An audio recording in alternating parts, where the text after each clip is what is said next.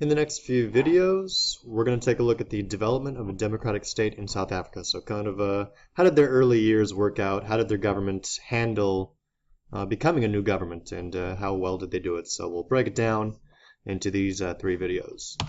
Starting with, what factors influence the development of democracy? How did they get there? So in these first years, they need to make some changes as far as what their government looks like. And so they do that by changing their national symbols. And so this includes changing the national anthem, which combines music and words of the old anthem with the African Liberation Hymn, which Nkosi Sikelel' iAfrika, I'm sure I'm mispronouncing that, God Save Africa. And the anthem is combining several languages, so it combines Xhosa, Zulu, Sesotho, Afrikaans, and English.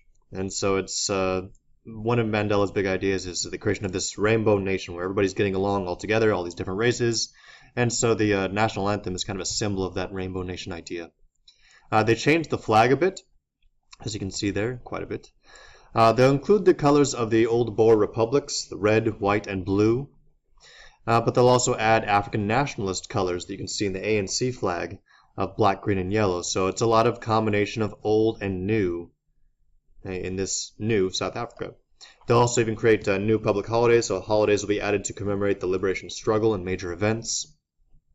And this will replace some of the holidays that are very much rooted in the apartheid past. So they'll get rid of some of the old, pretty much only white holidays for some new things. They'll get new monuments. And so that means the old monuments are not necessarily destroyed like they did in the case of many communist countries, destroying old statues of Stalin. In this case, they'll remove them to different areas, but they'll add new statues for commemorating the liberation struggle. And especially, there's a big famous statue with the Nobel Prize winners, Luthuli, Tutu, de Klerk, and Mandela. I believe that one's in Cape Town. The Truth and Reconciliation Commission is one of the first major things that they do as far as trying to move forward as a new nation. And so the Truth and Reconciliation Commission, created in '95 to investigate old apartheid-era crimes and human rights abuses. The goal is to find the truth so that we can begin to heal and forgive each other.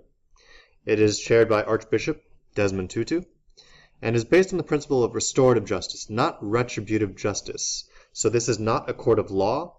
It cannot prosecute. It cannot make judgments.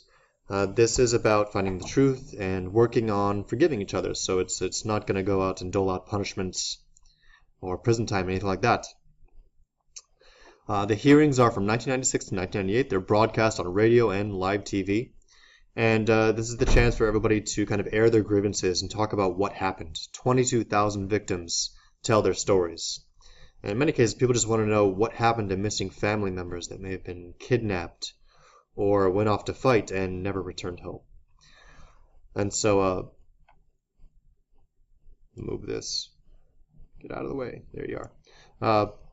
And so this investigated not just the apartheid government, but it also investigated the MK and the Inkatha for any crimes. And so amnesty would be given from prosecution. It could be granted. And so if you go through the certain steps, for certain perpetrators, if they were politically motivated, so if you committed an act of violence, if you committed a crime because of politics, and you appeal before this Truth and Reconciliation Commission, you can avoid possible future trials with the real court system. And so 7,000 people apply for this amnesty. 1,000 are given that amnesty once they actually confess their crimes, as long as they were politically motivated. But it's not a perfect system. There are some flaws to this. It encounters problems. Some people refuse to appear before the commission, such as the top guy, former President P.O. Botha, whose government did some horrible things in the 80s, using death squads to kill opponents. De Klerk did appear, because he is all about working together, and he makes a formal apology for apartheid. I should underline apartheid there. But he also insisted that he didn't do any wrongdoing, and so that he never authorized the brutal actions of security forces like the Third Force. And he even goes so far as to take legal action to prevent a paragraph in the final report that held him responsible for the activities of the Third Force. So he never admits to wrongdoing, even though the courts do find he was committing wrongdoing by authorizing the brutality during the negotiations. The ANC was pretty angry that the TRC made no distinction between crimes committed by the apartheid government and crimes committed by the liberation movement. So both sides were killing, and this commission looks at the atrocities committed by both sides, but the ANC kind of gets mad that they are not just going after white people. They're going after anybody that commit crimes. So they're equal opportunity going here. ANC members agreed to apply for amnesty after Tutu threatens to resign. So after Tutu's angry that everybody's falling apart on this, he threatens the ANC, saying, fine, I'm just going to leave this. And then the ANC says, okay, fine, we'll work with you. But the ANC still attempted to block the final report, which had them doing some horrible things. The final report, at the end of it, then concluded that the government under Botha was responsible for torture, arson, abduction, and sabotage. So they were doing some pretty nasty things, although they never really wanted to go to trial. They never wanted to admit, these three main leaders of the apartheid movement, of their wrongdoings. It criticized de Klerk for his activities of the Third Force during the negotiations, and he just says, nope, didn't know anything. It criticized the ANC for using torture and executions in their ANC training camps, as well as attacks by the Azanian People's Liberation Army.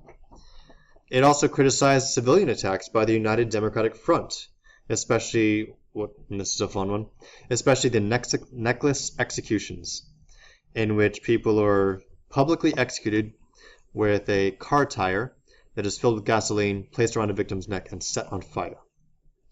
Buthelezi is even held responsible for violations of human rights by the Inkatha supporters. So a lot of the top leaders are held responsible and are called out through these commissions, but not necessarily are going to go to court through these commissions because it's a separate thing. So it's a matter of finding the truth, but not putting these people on trial. The critics of the TRC, some of them really question, what was the point of this? Did this actually bring people together? Did it help reconciliation?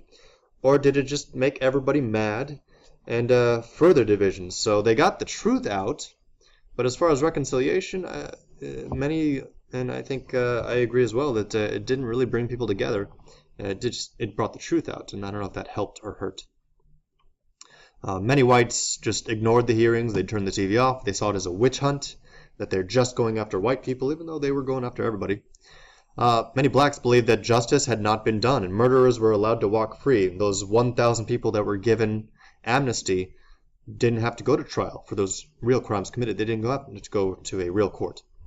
Most victims received very little compensation, very little money, because the government just didn't have the money. And so if it does go to court that these people, these victims, deserve money, there's no money to be had. Steve Biko's family and others applied to the Constitutional Court to stop the hearings because they just didn't see the point, didn't see it helping. Other problems. Problems of regional and ethnic diversity. And so problems of economic diversity are going to be the biggest thing. It always comes down to the money. And so this comes down in the different provinces. So looking at the different provinces on this map, you'll notice the lighter areas have more money, the darker areas have less money, and that pretty much has to do with race. Gauteng and the Western Cape, so these areas that are very white-dominated, had better job opportunities, better economies.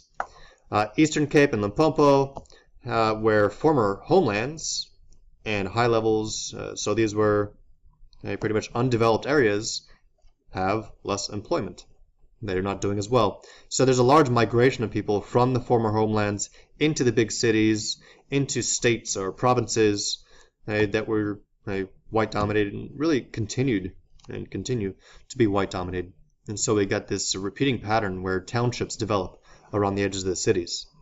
There's a lot of linguistic diversity as well. You get Zulu speakers in the KwaZulu-Natal area, Xhosa speakers in the Eastern and Western Cape, and so some difficulties in communication on occasion. And there's also a lot of ethnic diversity.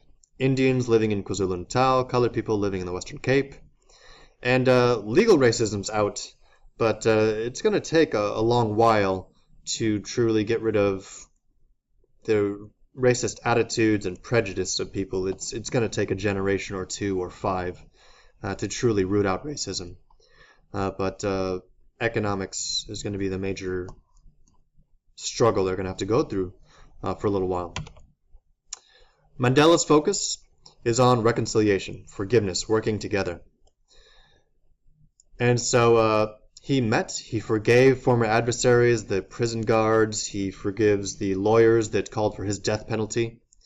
And a lot of critics started to worry that he was spending more time calming down the white people than he was actually addressing and fixing black grievances.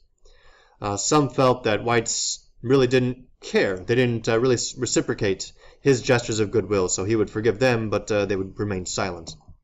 During his presidency, Thabo Mbeki criticized whites for their reluctance to give up their privileges and accept true change, because they still controlled the economy. They still controlled and wielded a lot of power.